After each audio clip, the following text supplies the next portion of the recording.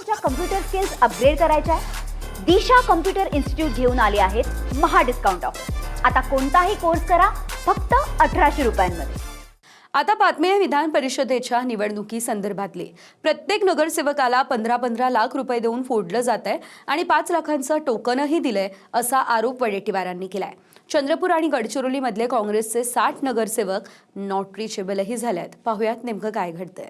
15 लाख रुपयाचा रेट उघडल्याची माहिती आमच्याकडे आहे. टोकन 5-5 लाख रुपये दिल्याची माहिती माझ्याकडे आहे. विधान परिषदेच्या निवडणुकीसाठी एका नगरसेवकाला 15 लाख आणि टोकन म्हणून 5-5 लाख रुपये देण्यात आल्याचा आरोप वडेट्टीवारांनी केलाय. विशेष म्हणजे चंद्रपूर आणि गडचिरोलीतले काँग्रेसचे 60 नगरसेवक नॉट रिचेबल झालेत. भाजपकडून हे नगरसेवक पर्यटनासाठी गेल्याचा आरोप होतोय. आमचा उमेदवार अद्याप ठरलेला नव्हता. काही लोकांना चला फिरून या आणि म्हणून टोकन 5-5 लाख रुपये दिल्याची माहिती माझ्याकडे आहे. 15 लाख रुपये एका मतासाठी म्हणजे किती रुपयाची निवडणूक आहे? काय ही 100 कोटीची निवडणूक आहे. तो येईल ना परत, तो परत येईल, त्याच्यावर कारवाई होईल. सगळे जे नगरसेवक गेले ते पक्षाचा व्हीप झुंगारून गेले तर त्यांचं सदस्यत्व रद्द होईल ना. ते आम्ही करू ना. आणि 6 वर्षासाठी ते पुन्हा निवडणूक लढण्यासाठी पात्र नसणार. आम्ही व्हीप जारी करू आणि व्हीपला जारी केल्यानंतर व्हीप लावल्यानंतर दिल्यानंतर योग्य ती कारवाई होईल ना. काँग्रेसचे नगरसेवक कुठे गेले याबद्दल त्यांनी त्यांच्या पक्षाच्या लोकांनी विचार करायचा. त्याबद्दल मी काही वेगळी टिप्पणी करणे योग्य नाही. काँग्रेसचे नगरसेवक कुठे गेले याची माहिती नाही असं बावनकुळे म्हणालेत.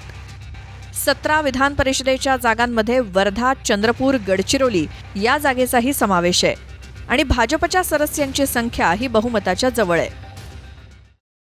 चंद्रपूर, गडचिरोली, वर्धा स्थानिक स्वराज्य संस्थेसाठी एकूण मतदार आहेत 977.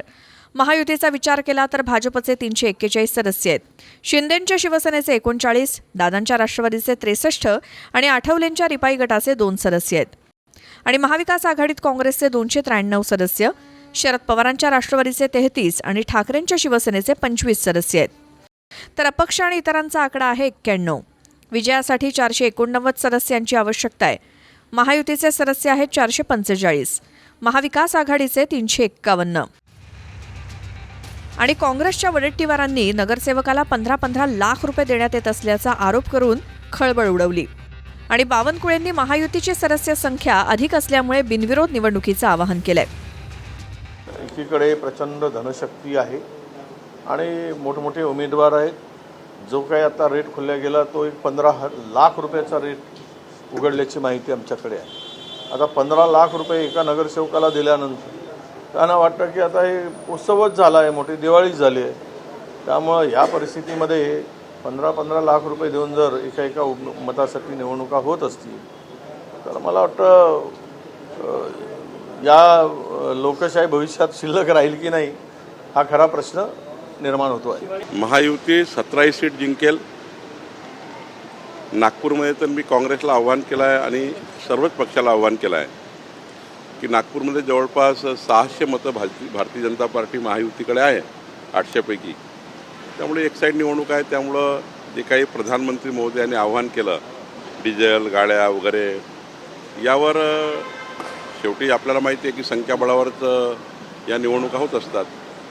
तर त्या ठिकाणी जर संख्याबळ जुळत नसेल तर निवडणुका न होता त्या अनौपच व्हाव्या अशी विनंती मी महाराष्ट्राच्या सर्वच पक्षाला केली आहे. विधान परिषदेसाठी महायुतीच्या जागा वाटपाचा पेच हा नाशिक, छत्रपती संभाजीनगर आणि पुण्याच्या जागेवर अडलाय. खुद्द मुख्यमंत्र्यांनी या 3 जागांवर अंतिम चर्चा सुरू असल्याचं सांगितलंय. सूत्रांकडून मिळालेल्या माहितीनुसार भाजप स्वतःकडे 12 जागा ठेवणार आहे. शिंदेंच्या शिवसेनेला 4 जागा आणि दादांच्या राष्ट्रवादीला 1च जागा मिळू शकते. त्यातही नाशिक, छत्रपती संभाजीनगर आणि पुण्याच्या जागेवर अद्याप तोडगा निघालेला नाही. पुण्यात दादांच्या राष्ट्रवादीचे अधिक सदस्य असले तरी पुण्याची जागा भाजप आणि कोकणची रायगड, रत्नागिरी, सिंधुदुर्गची जागा तटकरेंच्या मुलासाठी राष्ट्रवादीला मिळेल असं समजतंय. आमची चर्चा त्या संदर्भात चाललेली आहे. साधारणपणे शिवसेनेसोबत नाशिक आणि संभाजीनगर या 2 जागांवर आमची चर्चा चाललेली आहे. राष्ट्रवादीसोबत पुणे या जागेबद्दल चर्चा चाललेली आहे. आम्ही एकत्रित बसून यातनं मार्ग काढू. अजून मार्ग निघाला नाही, पण मला विश्वास आहे की मार्ग निघेल. महापालिका, नगरपालिका, जिल्हा परिषद आणि पंचायत समितीचे सदस्य स्थानिक स्वराज्य संस्थेच्या विधान परिषदेच्या आमदारकीसाठी मतदान करतात. त्यातही हे गुप्त मतदान पद्धती असल्यामुळे एकेका मताला महत्त्व असतं आणि घोडेबाजार आत्तापासूनच सुरू झाल्याचं चंद्रपूर गडचिरोलीतल्या घटनेवरनं दिसतंय. नागपूरहून गजानन उमाटेसह विनायक डावरुंग, TV9 मराठी. मला तुमच्या कम्प्युटर स्किल्स अपग्रेड करायच्या आहे? दिशा कम्प्युटर इन्स्टिट्यूट घेऊन आले आहेत महा डिस्काउंट ऑफर. आता कोणताही कोर्स करा फक्त 1800 रुपयांमध्ये.